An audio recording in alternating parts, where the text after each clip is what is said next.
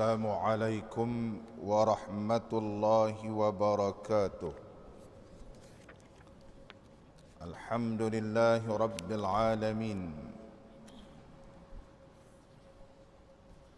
الذي شرح صدور العارفين بمكاشفة الأسرار ونور قلوب الواصلين بمشاهدة جماله من وراء الأستار، وكشف بالأذكار خفايا لطائف بطون الذاكرين، وفتح بالطاعات خبايا دوائر نفوس العابدين، وألف بالمحبة بين قلوب المريدين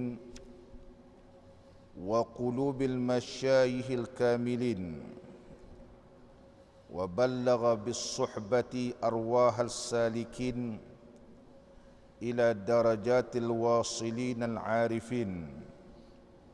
والصلاة والسلام على رسولنا وحبيبنا وشفيئنا سيدنا محمد وعلى آله وصحبه أجمعين. رب اشرح لي صدري ويسر لي أمري واحلل عقدة من لساني يفقه قولي. اللهم افتح علينا فتوح العارفين وارزقنا فهم النبيين وإلهام الملائكة المقربين. يا حي يا قيوم يا رب موسى وهارون ونوح وإبراهيم ومحمد صلى الله عليه وسلم. أكرمنا بجودة الحفظ والفهم وارزقنا الحكمة وثبات الذهن والعقل والحلم والعلم والنجاح في الدنيا والآخرة بحق سيدنا محمد صلى الله عليه وسلم يا رب العالمين. أما بعد.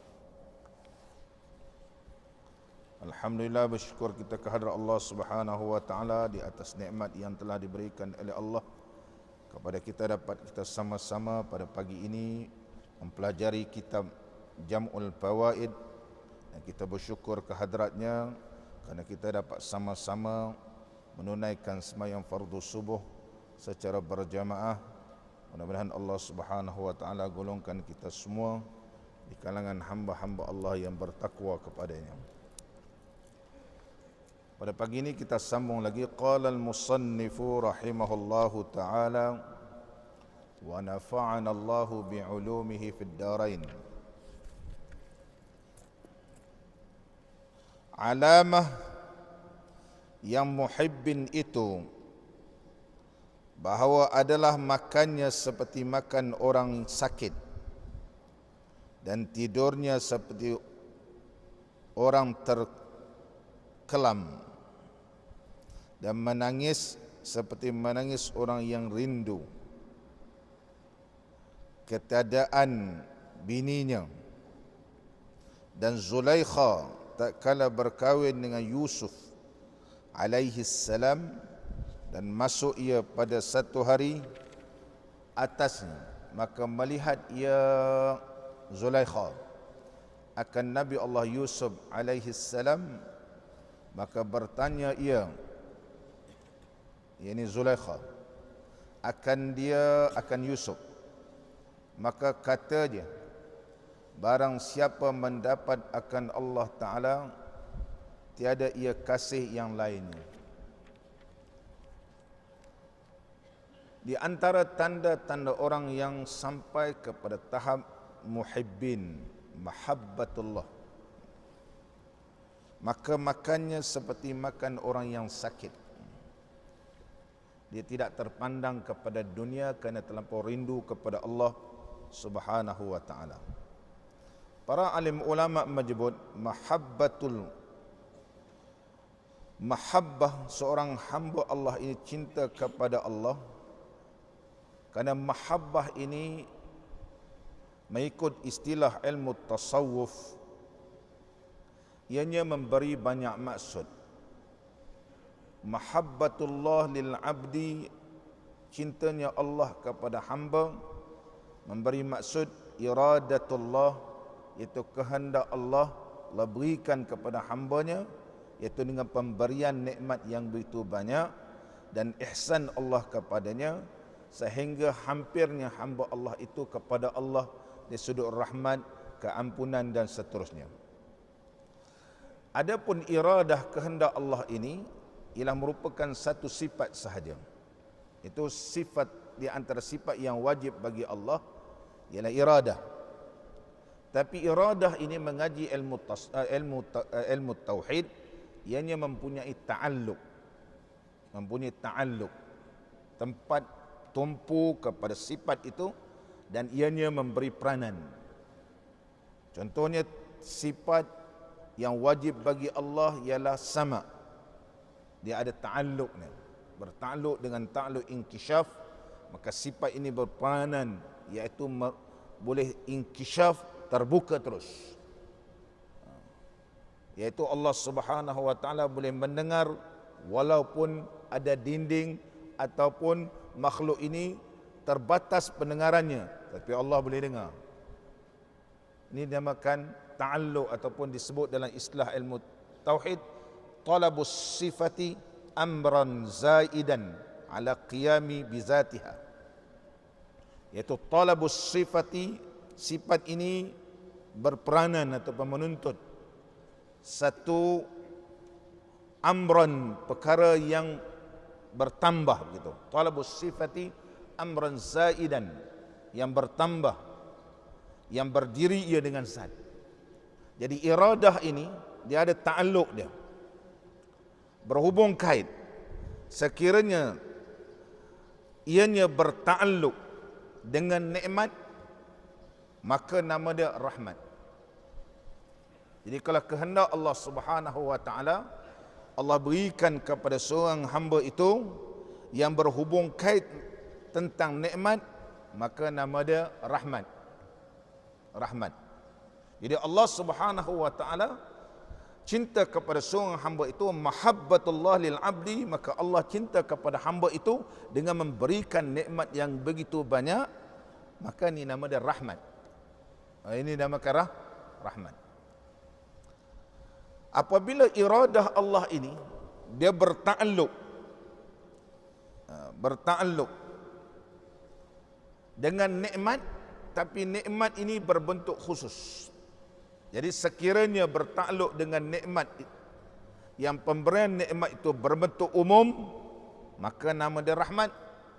Tetapi sekiranya iradah Allah ini bertakluk ia dengan pemberian nikmat yang khusus, maka nama dia mahabbah. Jadi dapatlah kita faham, sekiranya ianya pemberian berbentuk nikmat yang umum, semua orang dapat.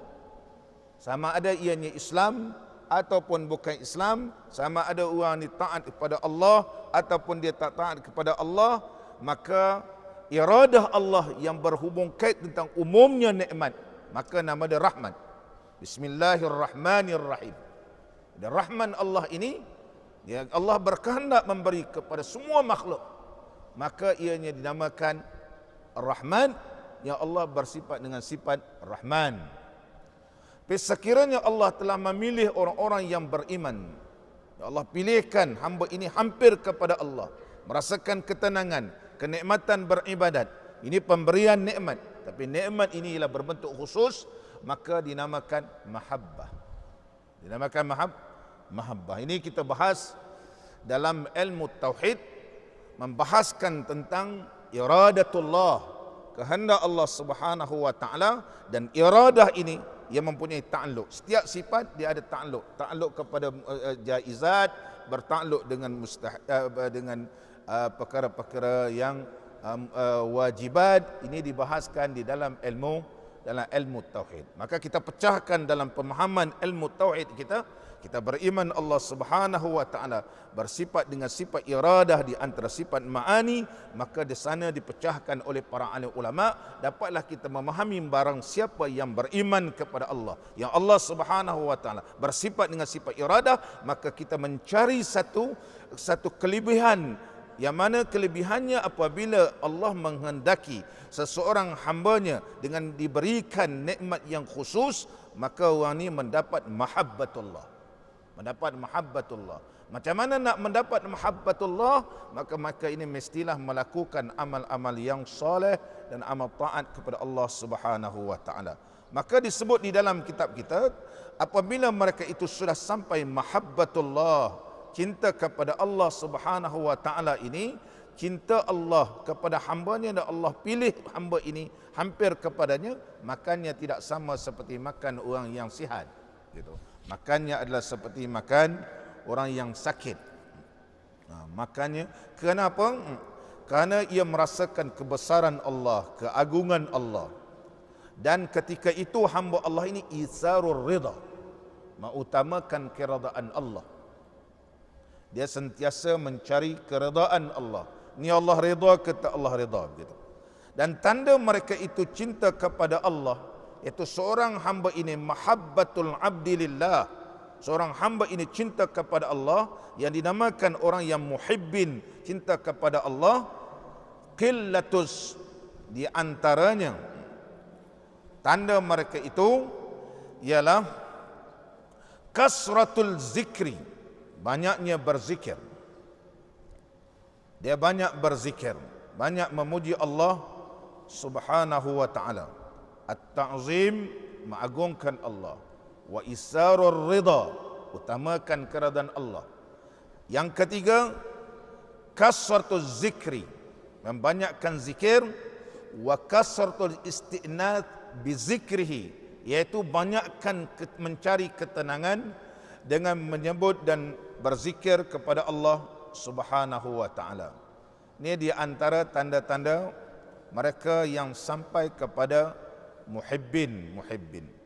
Ada ulama menyatakan tanda-tanda orang yang muhibbin, mahabbatul abdi lillah, cintanya seorang hamba itu kepada Allah Subhanahu wa taala, al-mubadaratu ila ada'i ta'at fardan wa naflan, iaitu bersegera melakukan amal-amal yang taat, sama ada ia berbentuk fardu ataupun berbentuk sunat.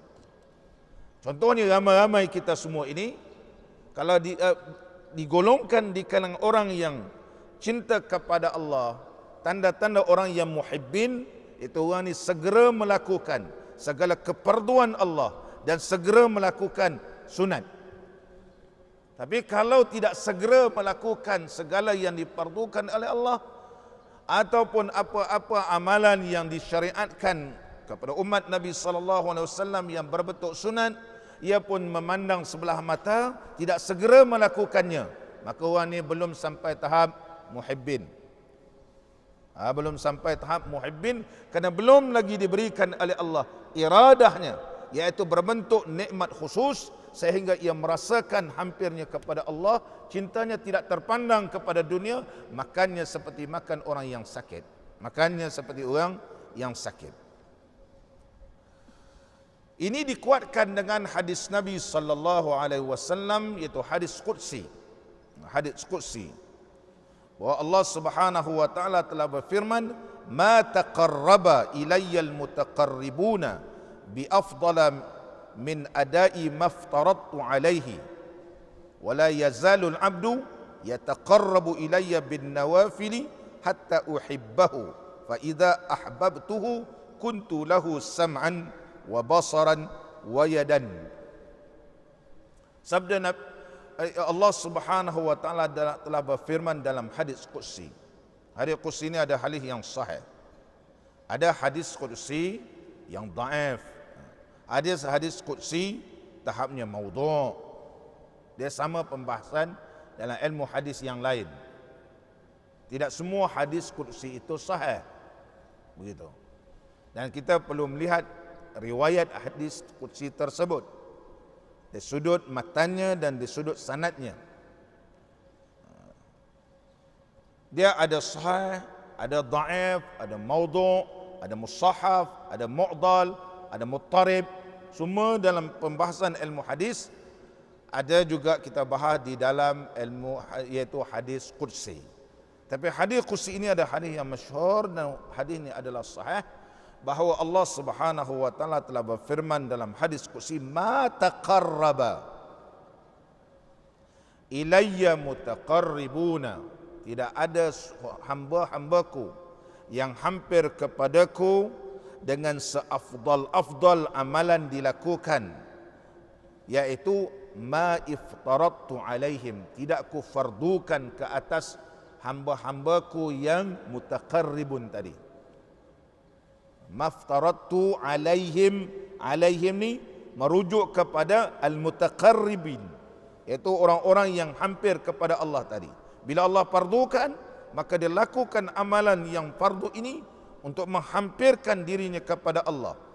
Wala yazalul abdu, sentiasalah hamba Allah ini yataqarrabu ilayya, menghampirkan, sentiasa yataqarrabu ila. Yataqarrabu ila, biasanya qaraba ni dia digabung dengan min. Contohnya orang tanya, aina taskun, kau duduk di mana? Jadi dia sebut ana askunu qaribun, saya tinggal hampir. Hampir kat mana? Minal masjid. Jadi qarib min. Tapi dalam hadis yataqarrabu ila,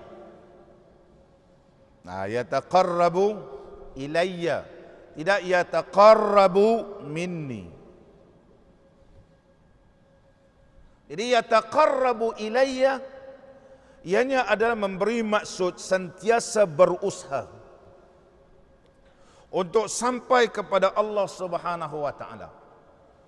Dia akan melakukan banyaknya ibadat. Dengan cara ibadat ini, yataqarrabu ilayya, hamba ini dapat sampai kepadaku semakin hampir. Maka memberi maksud sebelum ni hamba Allah ni belum hampir. Kalau Allah berfirman dalam hadis qudsi, yataqarrabu minni, dia memang dah hampir rasanya. Tapi yataqarrabu ila, mana dia berusaha untuk sampai. Jadi mengingatkan kepada kita yang membaca hadis Nabi sallallahu alaihi wasallam, untuk mendapat mahabbatullah maka perlu dilakukan banyaknya amal-amalan, sama ada berbentuk fardu ataupun sunat, karena Allah Subhanahu wa taala berfirman dalam hadis qudsi dengan menggunakan lafaz yataqarrabu ilayya, tidak menyebut yataqarrabu minni.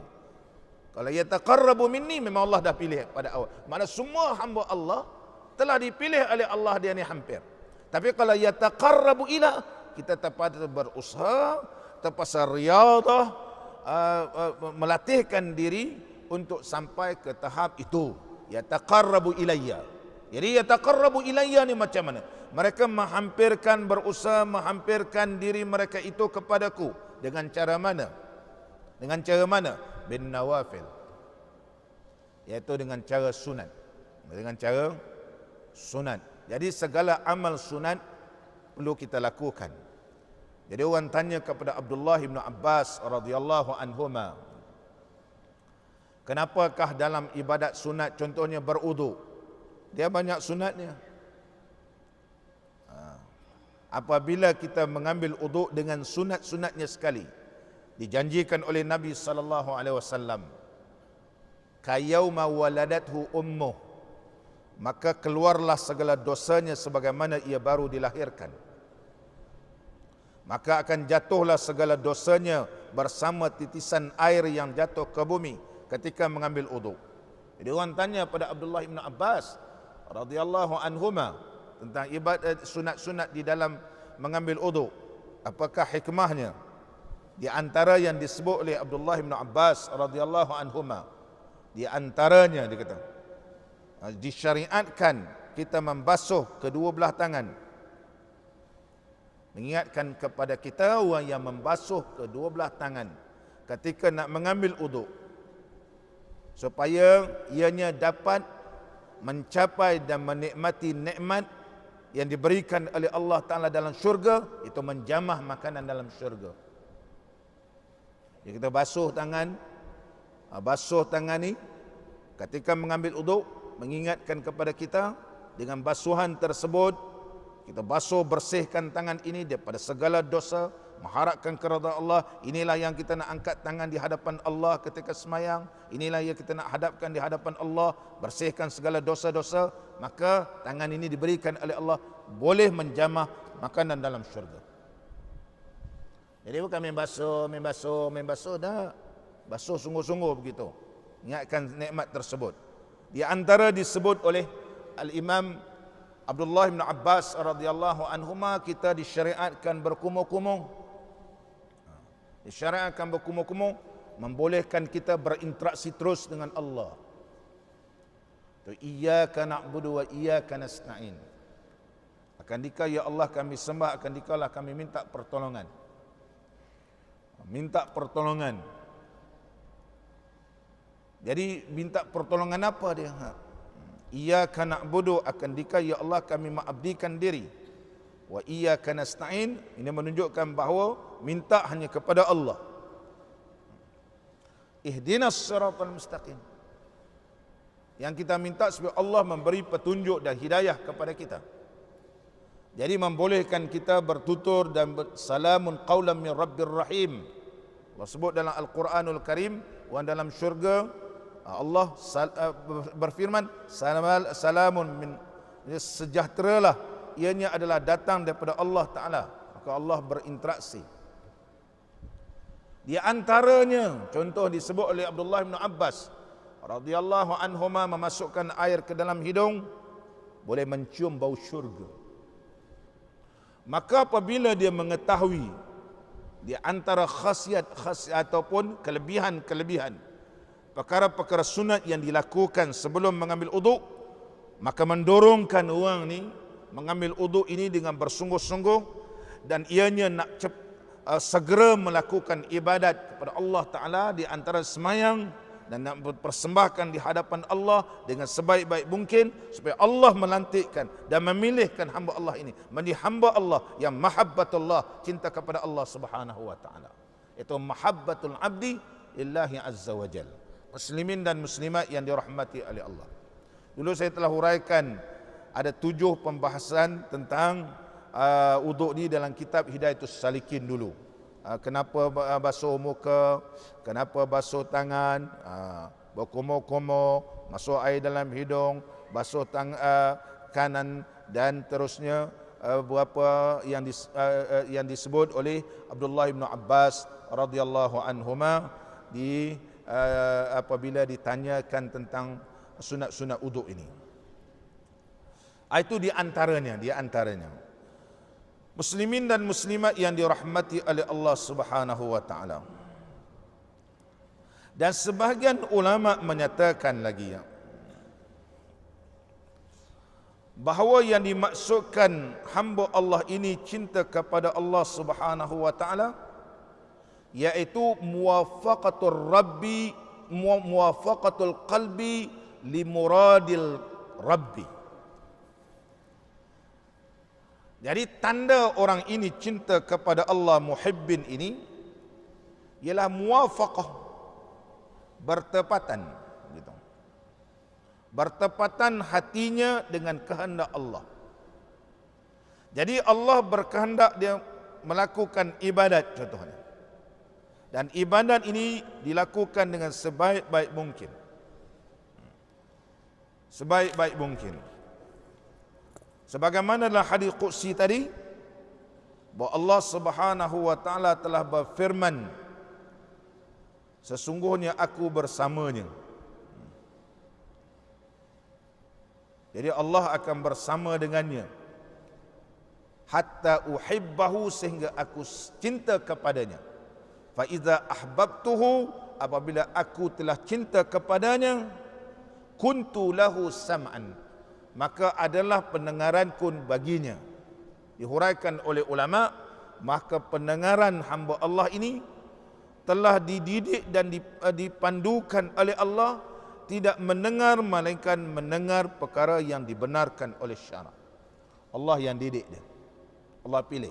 Kuntu lahu sam'an. Dan segala pendengaran yang baik yang didengar oleh hamba ini diberikan pahala oleh Allah. Sebab dia nak hampir pada Allah.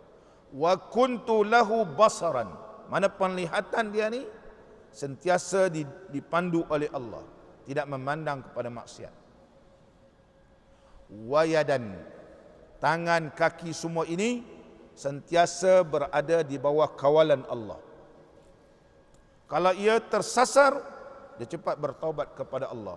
Maka orang yang sampai kepada muhibbin ini disebut oleh ulama iaitu muwafaqatul qalbi, hatinya muwafaqah, bertepatan dengan kehendak Allah Subhanahu wa taala. Mudah-mudahan Allah Subhanahu wa taala memberikan ataupun merezekikan kita sampai satu tahap yang kita ini digolongkan sebagai orang yang al-muhibbin. Dan ada ulama tasawuf menyatakan lagi, orang yang muhibbin ini iaitu hatkul astar wa kashful asrar. Dirungkaikan segala tirai-tirai dan dibukakan rahsia. Ini orang yang muhibbin. Maka tirai ini telah dirungkaikan. Sebenarnya kita ni banyak hijab, maka Allah Subhanahu wa taala bukakan tirai tersebut, dirobekkan tirai tersebut, dibuka, wa kashful asrar, dan dikasyafkan ia mendapat rahsia Allah. Itu rahsia ketenangan, rahsia kesabaran, rahsia ketakutan, semua rahsia pengharapan, semua rahsia ini, sifat-sifat mahmudah ini telah dibukakan oleh Allah. Maka disebut dalam kitab kita ni, kerana Allah Subhanahu wa taala telah membukakan segala rahsia kepada orang yang muhibbin ini. Makannya seperti makan orang yang sakit, tidurnya seperti orang tidur yang tidak lena, bukan tidur orang yang nyenyak, tapi tidur orang yang macam dalam orang yang lemas begitu. Orang yang lemas maknanya ianya dalam keadaan tidak tidur sangat begitu. Tidak selesa tidurnya. Oleh sebab itu dinamakan sufi, kerana mereka itu memakai pakaian yang kasar. Memakai pakaian yang kasar. Kerana suf iaitu benang yang kasar. Diambil kalimah ini kerana orang yang ahli sufi ini jubahnya ialah jubah yang kasar-kasar. Sebab apa pakai jubah yang kasar? Supaya dia tidak lena tidur. Begitu. Kalau jubah ni dibuat daripada guni contohnya, yang kita pun baru nak tidur, gatal belakang, garu belakang gitu. Berpeluh pula sikit, dah gatal sana, gatal sini, tak selesa. Bila rasa tidak selesa, terus ibadat. Tak selesa aja, terus ibadat. Ini ahli sufi. Jadi dia ambil kalimah suf ialah menunjukkan kepada memakai pakaian yang kasar, yang tidak selesa dipakai, supaya ianya tidak tidur seperti tidur orang yang pakai pakaian yang indah-indah, pakaian yang branded, lembut, memang tidur pun lenyap habis. Selagi tak dibangunkan, tak bangun. Ini bukan orang muhibbin. Bukan muhibbin. Ini disebut oleh para ahli ulama. Orang kata mana datang kalimah sufi ni? Orang zaman sekarang suka mempertikaikan dari sudut istilah. Menurut istilah, kata sufi ni tak ada dalam Quran, tak ada dalam hadis. Yang ada ialah akhlak. Berbeza nama, maksud yang sama, tidak menjadi masalah. Kita tanya dalam ilmu hadis pun tak ada dalam Quran. Ada dalam Quran, dalam hadis, mengajarkan kita belajar mustalah hadis. Ni hadis palsu. Bolehkah kita kata hadis? Apa itu hadis? Hadis ialah ma sadara 'anil nabiy sallallahu alaihi wasallam qaulan wa fi'lan wa taqriran, yang terbit muncul daripada Nabi sallallahu alaihi wasallam dari sudut perkataan ataupun dari sudut perbuatan ataupun dari sudut persetujuan Nabi sallallahu alaihi wasallam. Mana hadis ni satu je lah. Kalau ikutkan, hadis ni ialah satu. hadis yang keluar daripada Nabi. Boleh kita kata hadis ni hadis palsu? Hadis tu maksudnya ialah perkataan Nabi. Begitu. Dan tu kita nisbahkan hadis palsu. Boleh ke begitu? Sepatutnya kita kata ini bukan hadis. Begitu. Sebab kalau kita kata hadis ni ialah hadis dhaif, makna perkataan Nabi ada dhaif. Begitu. Kalau orang nak menentang kita, entah ni pakai hadis ni hadis dhaif. Nah, apa maksud hadis? Macam contohnya kita jumpa ayat Quran. Dia bukan Quran. Kita kata ini bukan Quran. Kita tak kata ini Quran dhaif, tak. Tapi tentang hadis orang sebut hadis ni dhaif, hadis ni maudhu'. Dan kita tanya hadis tu apa maksud? Hadis ialah sesuatu yang diucapkan ma sadara 'anin nabi, yang muncul terbit daripada Nabi sallallahu alaihi wasallam, sudut perkataan atau perbuatan ataupun persetujuan Nabi sallallahu alaihi wasallam. Bolehkah kita kata ini palsu, ini hadis palsu? Kalimah hadis tu ialah datang daripada Nabi. Boleh kita kata Nabi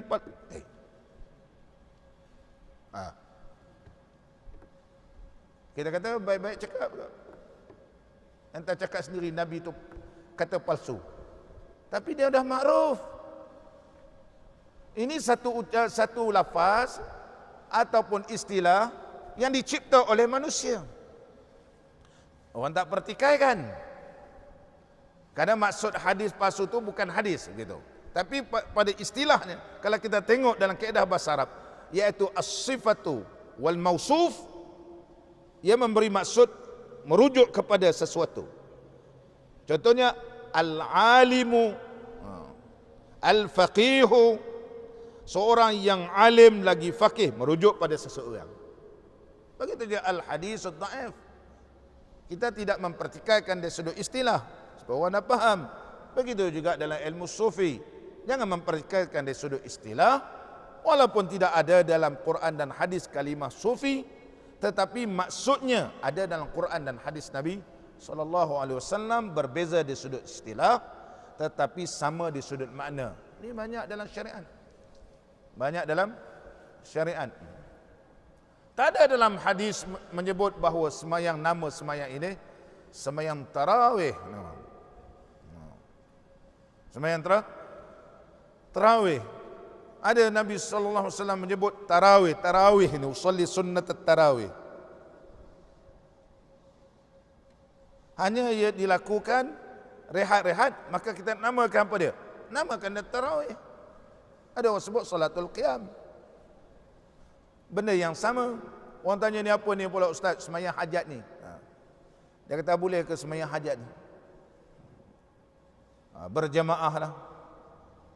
Kalau semayang istisqa, memohon kehadrat Allah Ta'ala supaya Allah turunkan hujan, semua berhajat memohon kehadrat Allah Ta'ala supaya Allah turunkan hujan, boleh tak kita semayang berjamaah? Kita tanya ni hadir ramai-ramai ni, nak apa ni? Apa hajat kita semua? Hajat kita ialah memohon kehadrat Allah Ta'ala supaya Allah turunkan hujan. Nama dia semayang istisqa, kerana nak minta turun hujan. Jadi istilahnya sesuai kena nak minta turun hujan, nama dia semayang istisqa, tapi hakikat asalnya semayang hajat. Jadi bermakna semayang hajat boleh berjamaah. Sebab ada sunnah Nabi SAW yang mengajarkan kepada kita, apabila kita berhajat dalam satu hajat, diberikan satu contoh, berhajat minta Allah turunkan hujan, kita semayang berjamaah. Begitu. Jadi bermakna dalam bab hajat yang lain, boleh kita berjemaah. Anak nak periksa, boleh kita semayang berjemaah. Orang ni sakit, kita semayang hajat berjemaah. Karena ada satu contoh yang ditunjukkan oleh Nabi SAW. Ini mengaji dalam kaifiyatu istidlal, bagaimana cara kita mengambil dalil dan memberi hukum. Tapi orang zaman sekarang ni, zaman muda-muda, ramai orang muda-muda ni, ustaznya ramai di zaman sekarang ni.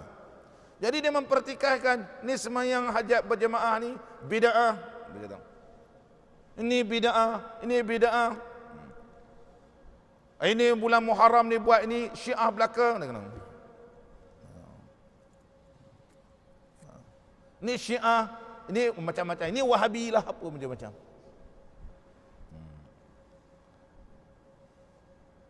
Apakah semua itu Syiah gitu? Dan ada orang kata agama Syiah, Syiah ni agama ke? Syiah ni mazhab. Agama lain, mazhab lain. Ada ustaz-ustaz ni ceramah, ini ialah agama Syiah. Dan agama kan mazhab. Agama lain, agama di Islam. Agama dia Islam, hanya mazhab dia Syiah. Jadi sehingga menyebabkan orang ramai ini jadi susah hati. Pakat masak-masak bubur Asyura pun boleh masuk neraka. Maka kakak-kakak makcik-makcik buat bubur Asyura boleh masuk neraka. Masukkan orang ni masuk neraka ke masuk syurga, itu iradatullah, kehendak Allah. Kehendak Allah. Bolehkah kita menentukan kerana buat benda ni boleh masuk neraka? Mana dalil Quran hadis Nabi sallallahu alaihi wasallam yang menunjukkan bahawa perbuatan ni boleh masuk neraka? Syurga, neraka, pahala, dosa semua ni ialah iradatullah, kehendak Allah, bukan boleh kita tentukan. Bila orang meninggal dunia, Nabi sallallahu alaihi wasallam berkata qulu khairan. Hadis sahih riwayat Imam Muslim. Bila kita nampak jenazah, apa yang nak kita sebut? Katakan baik. Doa. Doa. Walaupun kita tak tahu dia tak baik, tapi doa. Maka Nabi SAW menyuruhkan kita ni, walaupun dah mati, katakan dia baik. Doakan baik. Ini pula dalam dunia ni, kita pakai tuduh, orang ni tak baik, masuk neraka, masuk neraka, masuk neraka. Hai. Mana yang tak baiknya? Macam mana cara menyambutnya? Begitu. Yang sebenarnya. Tunjukkanlah yang mana tak betul, yang mana betul. Kalau yang betulnya macam mana? Muslimin dan muslimat yang dirahmati oleh Allah. Jadi orang jadi susah hati ya. Jadi susah hati. Amalan ni boleh masuk neraka. Amalan ni boleh menyebabkan. Kemudian tu kita nak cari mana amalan yang membolehkan ataupun seseorang itu mendapat kasih sayang daripada Allah. Jadi kitab kita ni mengajarkan kepada kita bagaimana cara nak dapat satu kedudukan ya Allah sayang kepada kita dan Allah cinta kepada kita, dan hamba Allah ini adalah hamba yang cinta kepada Allah Subhanahu wa taala. Sambung lagi, qala al-musannifu rahimahullahu taala. Dibagi contoh dia kata Zulaikha tatkala berkahwin dengan Yusuf alaihi salam, iaitu Nabi Allah Yusuf. Jadi Zulaikha radhiyallahu anha masuk bertemu dengan Nabi Allah Yusuf. Jadi sepatutnya Nabi Allah Yusuf alaihi salam ada bersamanya. Dia tengok Nabi Allah Yusuf tak ada. Maka dia bertanya, awak ni pergi mana? Dia kata. Maka Nabi Allah Yusuf alaihi salam menjawab, sesiapa yang mendapatkan Allah, tiada ia kasih akan yang lain. Apabila ia telah diberikan ketenangan oleh Allah, dinamakan maqam al-uns, maka dia tak teringat yang lain. Oleh sebab itu Nabi SAW bersabda, "Idza ahabballahu 'abdan", apabila Allah cinta kepada seorang hamba, Allah akan berfirman kepada malaikat Jibril alaihi salam, "Ya Jibril," qala li Jibril, maka Allah berfirman pada Jibril, "Ya Jibril, inna Allah yuhibbu fulanan fa ahibbahu." Wahai Jibril, sesungguhnya Allah telah cinta kepada hamba ini, maka hendaklah kamu cinta pada dia. Fa yuhibbuhu Jibril, Jibril pun sayang, suka pada hamba ini. Fa yunadi Jibrilu fi ahli sama, Dan Jibril pula menyuruh kepada semua penghuni di langit, innallaha yuhibbu fulanan fa'hibbuh, sesungguhnya Allah cinta kepada Sianu bin Sianu, maka kamu semua hendaklah cinta kepadanya. Besar kelebihan. Kalau Allah cinta pada seorang ni, para malaikat ni akan diarahkan oleh Jibril alaihi salam supaya cinta kepada orang ini.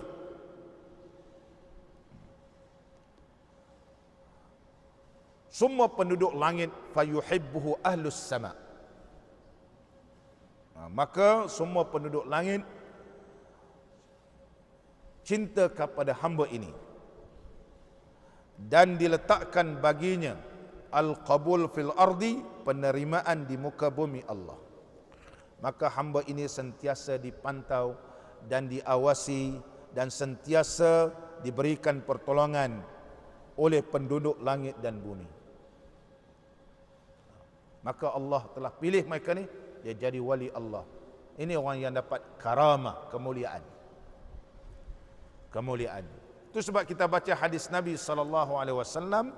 Nabi sallallahu alaihi wasallam bersabda, apabila kamu berada dalam keadaan terdesak dan tidak ada orang di sekeliling kamu, tak ada orang sekeliling kamu, kamu nak minta pertolongan,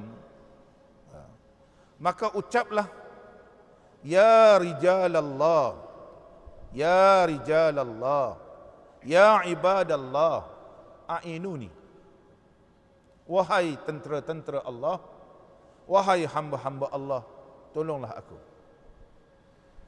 Kenapa Allah berikan pertolongan kepada mereka ni? Kerana mereka ini telah dicintai oleh Allah. Para malaikat, Jibril alaihi salam juga berkata, wahai para malaikat, cintalah kepadanya, kerana dia dicintai oleh Allah. Orang yang beribadat kepada Allah, maka Allah beri pertolongan. Ini hadis sahih. Hatta Syekh Ibn Qayyim rahimahullah ta'ala menyebut dalam kitab Al-Kalimut Tayyib, Syekh Ibn Taymiyah rahimahullah ta'ala yang menyebut dalam kitab Al-Kalimut Tayyib, dan disebut oleh Syekh Al-Imam Syaukani dalam kitabnya Tuhfatuz Zakirin, disabdakan oleh Nabi SAW, apabila kamu berada fi ardi fulat, iaitu di dalam bumi yang kering, yang tak ada orang, dan ketika itu kamu berada dalam keadaan kesusahan, maka ucaplah, ya rijalallah, ya ibadallah, arisuni. Kenapa Allah beri pertolongan? Kerana hamba ini dipuji oleh Allah. Muslimin dan muslimat yang dirahmati oleh Allah. Maka para alim ulama menyebut di antara amalan-amalan yang dicintai dan disukai, yang boleh mendapatkan kasih sayang daripada Allah Subhanahu wa taala, maka banyaklah mengikut sunnah Nabi yang disebut oleh sahabat Nabi sallallahu alaihi wasallam, yaitu di antaranya Urwah ibn Zubair radhiyallahu anhu.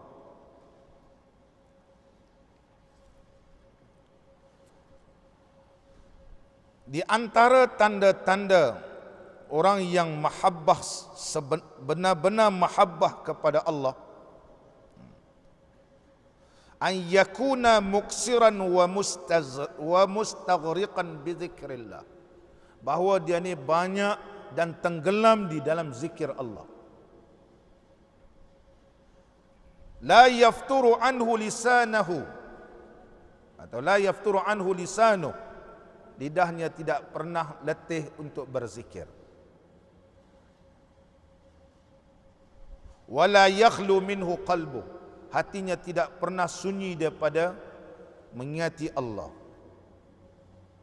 Ini kita tak sampai lagi kot. Lidah ni tak pernah letih, berputus asa untuk menyebut nama Allah. Dan hati ni tidak pernah kosong daripada mengingat Allah. Dan kata Urwah ibn Zubair radhiyallahu an, faman ahabba syai'an aksara bid-darurati min zikrih wa zikri ma yata'allaqu minhu. Apabila ianya suka dengan sesuatu, maka ia akan memperbanyakkan menyebut sehingga bergantung sebutan itu padanya. Rasulullah dia berpaut. Dan tandanya kata hubbu zikrihi hubbul Quran. Tanda cinta menyebut ini, menyebut ialah hubbul Quran. Tanda orang cinta menyebut nama Allah iaitu hubbul Quran. Wa hubbu Rasulillah sallallahu alaihi wasallam, cinta kepada Rasul sallallahu alaihi wasallam, wa hubbu kullu man yunsabu ilaih, dan cinta kepada nasab ataupun ahlul bait. Mana tanda cinta kepada Nabi sallallahu alaihi wasallam ianya juga cinta kepada ahlul bait, ahlul bait. Jadi tanda orang yang cinta ini ialah banyaknya menyebut nama Nabi sallallahu alaihi wasallam. Apakah kelebihan kita berselawat ke atas junjungan Nabi sallallahu alaihi wasallam? Ibnul Farhun rahimahullahu taala, seorang ulama yang terkenal dalam mazhab Maliki. Dan Ibnu Farhun ini juga telah mengarang satu kitab kehakiman yang terkenal,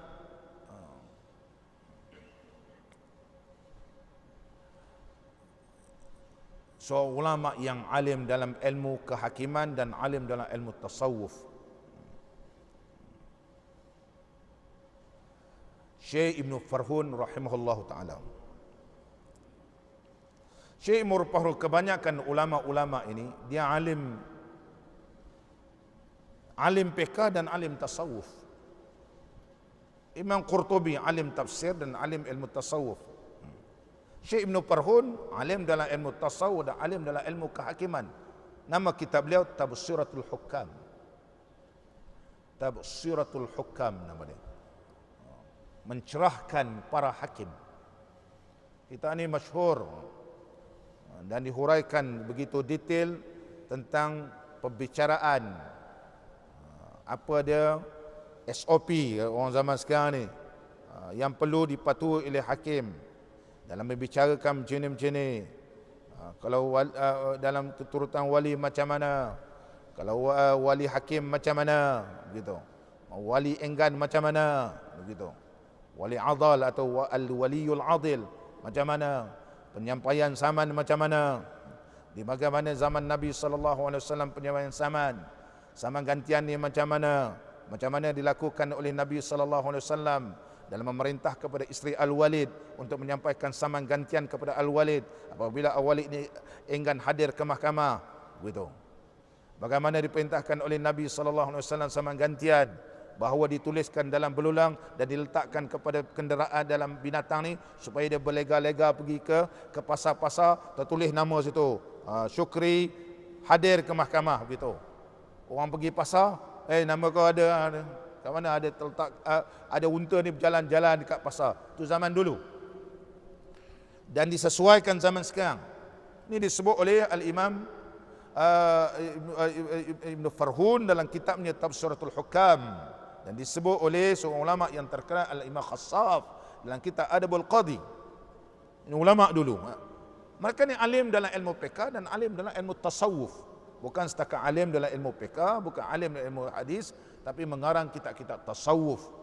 Saya merujuk dalam kitab karangan Ibnu Farhun, Allah yarhamuh, seorang ulama yang alim dalam pelbagai ilmu.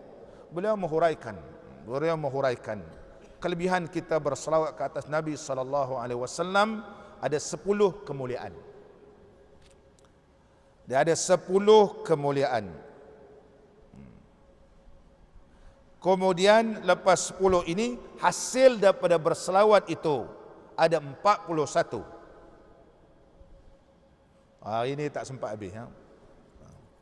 Dia hasilnya. Hari ini kita bahas kelebihan dulu.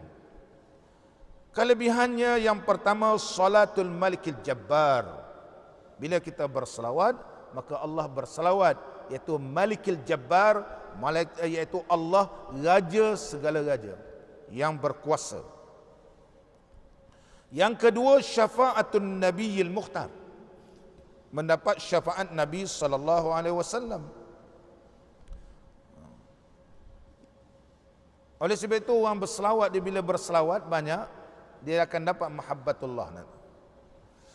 Yang ketiga, al-iqtida'u bil malaikatil abrar, kerana mengikut jejak langkah dan amalan para malaikat. Pagi tadi kita lepas salat baca 10 kali selawat atas junjungan Nabi sallallahu alaihi wasallam.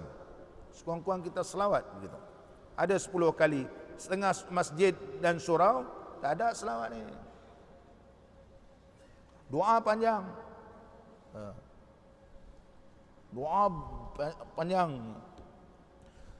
Malulah kita depan Allah, minta banyak, berzikir pendek. Itu orang tanya Imam Syafi'i, sujud lamakah lebih baik ataupun baca surah panjang lagi baik? Imam Syafi'i kata, aku suka baca surah yang panjang daripada berdoa panjang dalam sujud, kerana aku malu depan Allah, minta panjang-panjang, baca surah pendek. Semayang hajat, kuliah dengan qul. Sujud, baca surah Baqarah.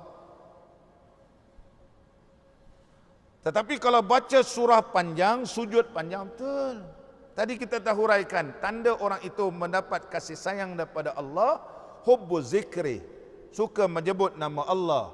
Hubbul Quran, sukakan Quran. Oleh sebab itu baca Quran panjang-panjang, baca surah panjang-panjang. Kerana orang ni tak pandai baca, tak hafal surah panjang-panjang, tak apalah kalau entah tak hafal, bacalah ayatul kursi sebanyak 11 kali rakaat pertama.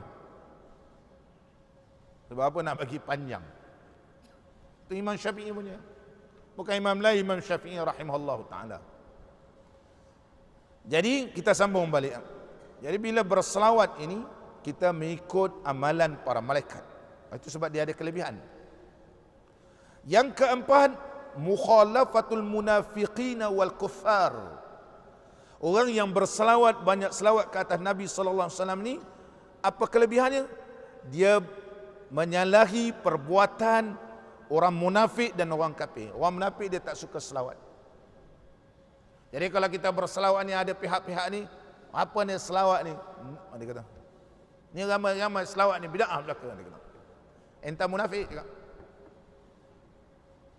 Sebab entah tak suka selawat. Siapa kata selawat tak boleh ramai-ramai? Allah sendiri berfirman dalam Al-Quranul Karim, menggunakan lafaz jamak, sallu alaihi wa sallimu taslima. Sallu ila fi'lu amrin.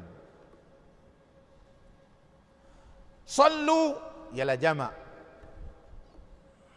Itu sebab kalau bulan Ramadan, jangan pula bila ni kata makmum jawab sallu. Al-Badrul Munir. Bila Al-Badrul Munir sallallahu alaihi wasallam ni, bila sebut Amirul Mukminin sampai habis, dah tu makmum pula sallu alaihi, dia kata. Sallu alaihi, mana sallu, ia memberi maksud berselawatlah sekalian kamu. Sepatutnya Bilal yang sebut sallu alaihi. Mana makmum semua yang hadir, Allahumma salli ala Muhammad wa ala ali Muhammad. Ini dah makmum pula kata sallu alaihi. Jadi Bilal pun terpinga-pinga. Ya aku ni seorang dah, dia kata. Kau suruh aku berselawat apa? Sallu alaihi. Ataupun makmum yang menyebut sallu alaihi, dan makmum itu juga sama-sama Allahumma salli ala Muhammad wa ala ali Muhammad. Yang kelima, mahwul khataya wal auzar. Rupanya kita berselawat ini boleh menghapuskan dosa dan kesalahan. 10 kali kita baca tadi, yakinlah ia boleh menghapuskan dosa. Lagi banyak kita berselawat, lagi banyaklah Allah ampunkan dosa. Sebab apa Allah ampunkan dosa? Mana dalilnya? Dalilnya apabila Allah cinta kepada seorang hamba itu, maka Allah berikan iradahnya. Dan iradah Allah itu iradah yang khusus. Apabila mendapat iradah Allah, maka Allah Subhanahu wa taala akan berikan keredaannya, Allah berikan rahmatnya, Allah berikan keampunan. Kerana kita berselawat ini, Allah berikan keampunan. Dan seterusnya lagi. Yang keenam, aunun ala qada'il hawaiji wal autar. Ianya adalah menolong untuk menunaikan segala hajat. Jadi selawat ini mendapat kelebihan. Oleh sebab itu para ahli ulama pun susunlah selawat. Sebab ayat Quran umum, selawatlah. Hadis Nabi sallallahu alaihi wasallam pun umum, selawat. Allahumma salli man salla alayya salatan, umum. Man salla, dia umum. Kerana dalam mengaji usul fiqh, setiap kalimat ataupun dalam hadis atau Quran menggunakan syarat, maka hukumnya adalah umum. Man ni ialah huruf syarat nama dia. Sesiapa, dia umum. Jadi umum, siapa-siapa berselawat. Selawat macam mana? Ni nama dia selawat untuk menunaikan hajat, begitu. Hajatnya apa? Jadi susunlah selawat. Ini selawat untuk merungkaikan segala kekusutan. Tanhallul bihil uqadu wa tanfarjul bihil kurabu wa tuqda bihil hawaiju. Ini selawat ini wa tuqda bihi al hawaiju, yaitu dengan kemuliaan Nabi sallallahu alaihi wasallam. Allah muliakan Nabi, Allah sayang pada Nabi, cinta kepada Nabi sallallahu alaihi wasallam, dan kita pun cinta kepada Nabi. Mudah-mudahan mendapat pilihan daripada Allah, maka segala hajat kita dimakbulkan. Wa tuqda bihi bi barakatin Nabi sallallahu alaihi wasallam, bi amalin Nabi sallallahu alaihi wasallam, bi qabuli du'an Nabi sallallahu alaihi wasallam, bi mustajabi du'ain Nabi sallallahu alaihi wasallam. Jadi bila kita berniat membaca selawat tersebut, guru saya menyebut, maka kita berniat ketika itu. Allahumma salli salatan kamilatan wa sallim salaman tamman ala sayyidina Muhammadin alladhi tanhallu bihil uqad wa tanfarjul bihil kurab wa tuqda bihil hawaij. Jadi wa tuqda bihi, wa tuqda dan dimustajabkan, dimakbulkan, bihi bi mustajabid doa Nabi wa bi mahabbatillahi Rasulillah sallallahu alaihi wasallam, bi amalin Nabi. Boleh, Syekh Ibn Taimiyah kata boleh bertawassul dengan amalan seseorang. Jadi umum, bihi itu bin Nabi. Bin Nabi boleh dikuraikan bi amalin Nabi, bi qabuli amalin Nabi sallallahu alaihi wasallam. Jadi tidak berlaku ni syirik dan sebagainya. Ni ada fatwa kata ini zikir ni syirik lah apa semua, selawat syirik. Dia umum, maka boleh ditafsirkan macam-macam. Maka ia tidak membawa kepada kesesatan apabila kita faham dalam kaedah bahasa Arab. Jadi ya Allah ya Tuhanku, kerana nabimu Muhammad sallallahu alaihi wasallam doanya makbul, maka ditunaikanlah segala hajatku. Wa tuqda bihi hawaiju. Maka kita pun berdoa makrifatkan wa tuqda bihil hawaij. Mudah-mudahan Allah turunkan dan Allah makbulkan. Wa tuqda bil hawaij wa tunabilu bihir raghaib wa husnul khawatim. Kalau kita dalam keadaan kesusahan seperti tanah yang kontang, rumput pun kering, apabila turun hujan, maka kita nampak rumput ni menghijau semula. Lalang pun boleh tumbuh. Sebelum ni tak nampak sebatang lalang pun tak ada. Maka mereka yang dalam keadaan kesusahan, mohon kepada Allah Ta'ala supaya Allah turunkan pertolongan.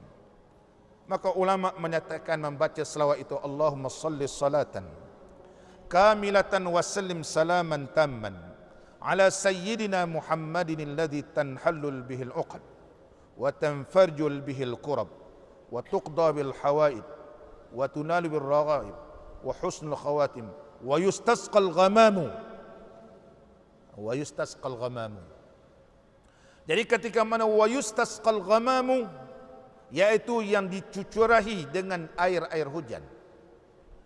Jadi contohnya kita kerusingan, kita rasa kesusahan, kita rasa macam tak ada jalan penyelesaian, maka selawat itu mengajarkan kepada kita, bila kita berselawat, maka Allah diumpamakan tanah yang kontang dicurahkan dengan air, dengan cucurahan air yang mencurah-curah daripada langit, dia subur gitu. Maka dengan selawat ini kita makrifat di situ. wa yustasqal ghamamu biwajhihil karim wa ala alihi wa sahbihi fi kulli lamhatin wa nafasin bi'adadi kulli ma'lumin lak birahmatika ya arhamar rahimin. Mudah-mudahan Allah turunkan. Dan insya-Allah oleh sebab itu disebut aunun ala qada'il hajah.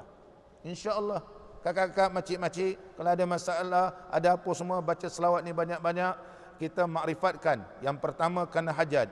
Yang kedua yustasqal ghamamu wa yustasqal ghamamu wa yustasqal ghamamu wa yustasqal ghamamu. Ya Allah, ya Tuhanku, turunkanlah pertolonganmu kepadaku ya Allah.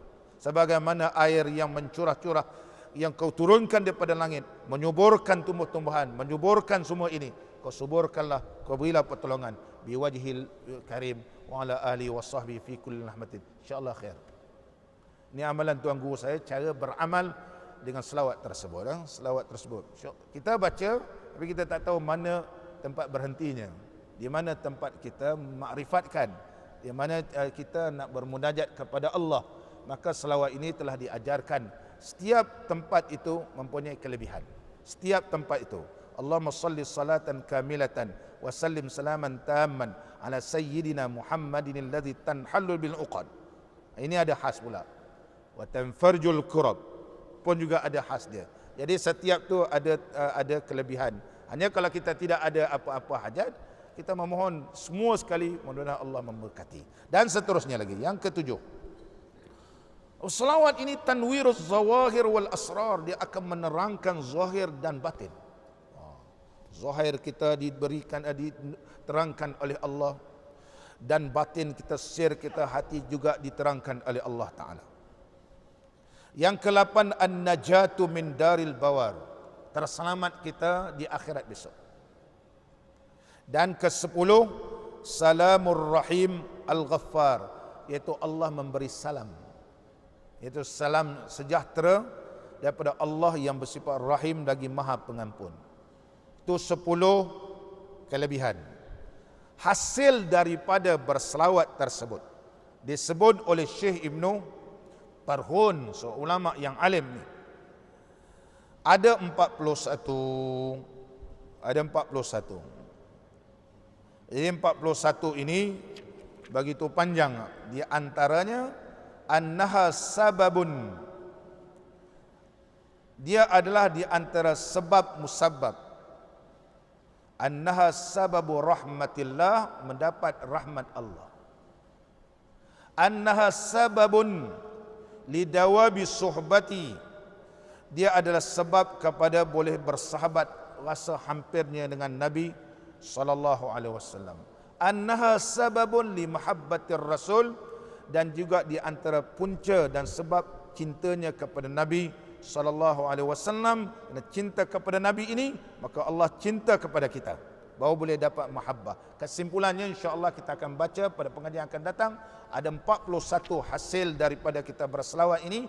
Dengan cara ini baru boleh sampai kepada satu tahap mendapat kedudukan al-muhibbin, orang yang cinta kepada Allah Subhanahu wa taala. Mudah-mudahan Allah Subhanahu wa taala memberkati pertemuan kita pada pagi ini.